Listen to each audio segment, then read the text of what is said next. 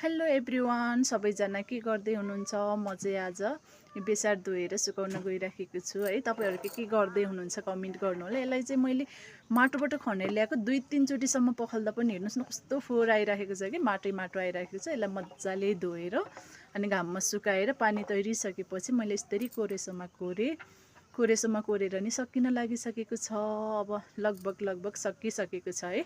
सकेर घाममा मजाले सुकाइदिने। काम गर्दा गर्दा भोक पनि लाग्यो कि मलाई त फेरि।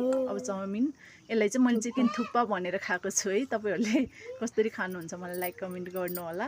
यो चाहिँ चिकन थुक्पा, त्यसमा चाहिँ गर्मी छ, मैले जुस पनि एड गरेको छु। अब आफू मात्रै खाएर नि नहुनु, अब पशुहरूलाई पनि त दिनै पर्यो। हेर्नु न कस्तो भोकाएर कसरी बसिराखेको छ कि, कस्तो माया लाग्दो गरेर। अब गएर मैले घाँस दिएँ यिनीहरूलाई, सबैले घाँस हालिदिएपछि कस्तो खुसी भएर खाएको छ हेर्नुहोस् न है।